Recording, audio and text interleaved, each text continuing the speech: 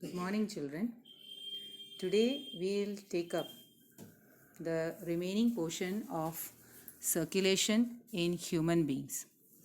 In my previous video, I had explained about what is the structure of heart and its related and its function. Correct? I hope you must have understood it very well. Now, blood pressure. You must have many times heard people complaining that they are having pressure, high pressure, low pressure. Actually, what is this blood pressure about? It is not from exam point of view. It is an additional information given. So I'll just try to give you an idea about it. In the previous class, I explained that when the ventricles are full, it will contract. At that time, the auricles are in a relaxed phase, which means in your heart, the two main portions, the smaller portion, upper part, which is called the auricles or the atrium, and the lower, bigger part, which is called the ventricles. So when the auricles are in a relaxation phase, ventricles are contracted. When the auricles are in a contracted phase, the ventricles are relaxed. So there are pressure exerted, means when the ventricles are contracting and relaxing, it is forcefully pushing the blood into the respective vessels. From the right ventricle, the blood is pushed into the pulmonary artery, from where it goes to the lungs for oxygenation. And from the left ventricle, the blood is pumped into the main aorta, from where it is circulated to the different parts of the body. Correct? So, when the ventricles are contracting forcefully, the blood which rushes with force into the arteries will exert a pressure on the artery. That pressure which is exerted during the contraction phase is called the systolic pressure. Is that point clear? At the same time, when the ventricles relax, at that time also pressure is exerted, but it will be lesser. That pressure which is exerted when the ventricles are in the relaxed phase is called the diastolic pressure. If you have seen your examination reports which is made by the doctor, you will find that they must have written something like this: 120 oblique 80, isn't it? Or say 110 oblique 70, like that they must have written. What is that? That 120 oblique 80 or 110 or whatever the value is nothing but the reading of the pressure, where 120 stands for the pressure which is during the contraction phase of the ventricles, and 80 stands for the relaxation pressure when the ventricles are in a relaxation phase, which means this 120 mm stands for, as it is shown over here in the figure, when the pressure is to be measured, what do? They tie a rubber cuff around your arm and air is filled in through this pump, due to which this particular portion keeps on swelling. Am I right? The air keeps on filling in and you feel as if your arm is going to break, isn't it? That region of your bicep is going to break, or it is going to be crushed under pressure, like that you feel. It is the air which is applying pressure. You can see these arrows over here. Yeah, the air is applying pressure onto the artery which is present inside. So when the artery is pressed, the blood, when it is flowing through the artery, will be exerting pressure. That pressure will maintain the mercury to a certain height. So when it is during pressure, the mercury will be maintained at a height 120. But when it is in a relaxation phase, your ventricles are in a relaxation phase, the mercury will be maintained at a height of 80 millimeter. Is that point clear? That is the meaning of this statement which is written over here, 120 80 mm. Am I clear on it? This particular instrument which is used to measure your pressure is said to be a sphygmomanometer. Thoda lamba naam hai, sphygmomanometer. Is that point clear? You break it and learn it like that. Sphygmomanometer. That measures the pressure. So if your pressure is on the higher side, you say that the person is hypertension case. ज़्यादा tension लेता है, ज़्यादा pressure ज़्यादा सोचता रहता है. So in that case, what happens? The heart has to pump more. That is body's mechanism, due to which the pressure remains high. On the contrary, the person who is having always a low pressure will be on the hypotension side. Is that point clear? If the pressure increases too much, then it can lead to internal bleeding. Therefore, blood pressure you find that people are not allowed, are not advised to have anxiety and tension. They say that you always have a positive attitude and always be relaxed and calm, because if the pressure increases more, it can have an adverse effect like the rupturing of the fine arteries and causing internal bleeding. Is that point clear? Now, the blood vessels, when you say that the heart is pumping blood into the artery and the vein is bringing the blood, so what actually are these artery and the vein? You can say that your heart is the pumping motor which is pumping the, just as in your flat you have the underground water being pumped to the overhead tank, isn't it? That is done by the pump. So your heart is the pump which is pumping. Instead of water, it is the blood which is being pumped, and the blood flows through the pipes. That pipes which are laid down in your body, throughout your body, those pipes are blood vessels. These blood vessels are of two main category. One is the artery and the other one is called the vein. So the major question which comes over here is, what is the difference between an artery and the vein? Okay, so I'll just try to tabularize over here in short. Artery and vein. First of all, what is the difference? What is the definition of the artery? Artery is the blood vessel which is carrying blood from the heart to the different parts of the body. Okay. Vein, on the other hand, carries blood from the different parts of the body to the heart. Is that point clear or not? So here the term which is used is, for artery, the term which is generally used is supply. The blood vessel which supplies, okay, oxygenated blood. You can combine all these terms together in the definition. Oxygenated blood, the blood vessel which supplies oxygenated blood from the heart to different parts of the body is called the artery. On the other hand, the blood vessel which collects, here the word used is collects or receives or drains, ऐसा word use कर सकते हैं, ठीक है? The blood vessel which collects deoxygenated blood from different parts of the body towards the heart is called the vein. Got the first point? Okay. Now the second point. Second point of difference over here would be, in case of artery, exception is there, pulmonary artery. Why? Pulmonary artery carries deoxygenated blood. क्योंकि कहाँ जाता है वो artery, वो blood? To the lungs for oxygenation. In the same way, in the veins, you have pulmonary vein, which is an exception because it brings in, it is collecting the oxygenated blood. Okay, it is collecting the oxygenated blood from the lungs to the heart. Got that point very clearly? Okay. Now the next point.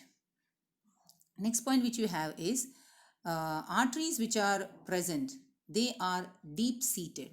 What do you understand by deep seated? बहुत अंदरूनी है. It is not found towards the outer side. Whereas this is more peripheral. Peripheral means thoda bahya, from outside it is. Okay. Peripheral. A-L. Okay.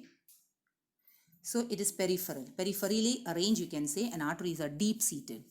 Okay. Next point of difference which you find is, in case of arteries, since the pressure is more, its walls are thick. Very thick wall. It has to withstand that pressure because बहुत force से blood is pumped into the artery. Whereas here the walls are thin because it is simply collecting. It is not, the blood is not under pressure. Is that point clear? Next point would be, in artery there are no valves because due to the pumping of the blood is just carried to the different parts with force. Okay, there are no valves to stop it. Whereas in case of veins, since it is receiving blood from different parts of the body, little by little it is draining the blood, it is collecting the blood, it is receiving the blood. And it has to travel against gravity to reach the heart. So therefore, and since there are no pumping system over there in the path of the vein, therefore, since it is on the receiving side, you find that there are valves which will prevent the reverse flow of blood. Is that point clear or not? So, these are the important points of differences which you come across between an artery and a vein. Another point is, it is elastic. What is elastic? When you say that the walls are thick, you can say it is thick and elastic. Is that point clear? So that it's capable of distension, right? थोड़ा खींचा जा सकता है. ऐसा है for the artery. Whereas in case of veins, it is thin and non-elastic. Like that you can relate it. Is that point clear or not? So these points are summed up over here in your writing part. Clear? Let me just explain it very quickly. Here, arteries carry the blood away from the heart. This I already told you. And the blood flows under high pressure, so the walls are thick and elastic. Veins, on the other hand, are collecting the blood from different organs to the heart.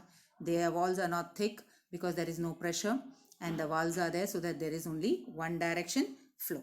Is this point clear? So these points I had given you, I explained it to you in a difference form. It's a very important question. Differentiate between the two main types of blood vessels.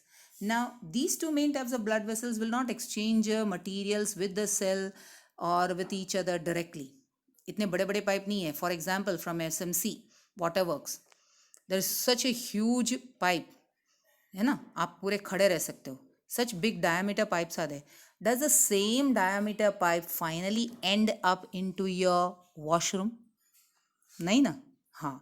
So every step from the main waterwork, it's a very huge diameter pipe. Then from there, as it enters into the smaller lanes, the diameter reduces. Then coming to your building, the diameter still reduces, and into your house, the diameter becomes even lesser. Which means if it is, the diameter becomes lesser, it can reach to the nook or remote part of the house, isn't it? So here also you will find that in case of blood vessels, the arteries, they will bifurcate, or they will reduce their diameter and become very, very small vessels, which are called the capillaries. So exchange of material between the blood and the surrounding medium takes place through these capillaries, and it's the capillary which is then joining to form the venules. Venules join to form the major vein. Is that point clear? So arteries, they branch out into very, very fine capillaries. And from the capillary, the exchange takes place between the blood and the surrounding medium. That surrounding medium can be the cell and its environment. And then whatever content is to be drained or collected is then collected by the venules, fine branches of the vein. And those venules will join and form the vein. And then the blood is emptied into the heart. Aayi baat samajh mein? Okay. In the last video, I told you that among the blood cells, you have a character, a third cell, which is called the platelets. Its other name is thrombocyte. I don't know whether you have ever heard it. Thrombocyte. Cyte stands for the cell. Okay. So thrombocyte is the platelet. Now this platelet is responsible for preventing the loss of blood. Actually, when you are injured, the blood leaks out, isn't it? काफी blood बह जाता है.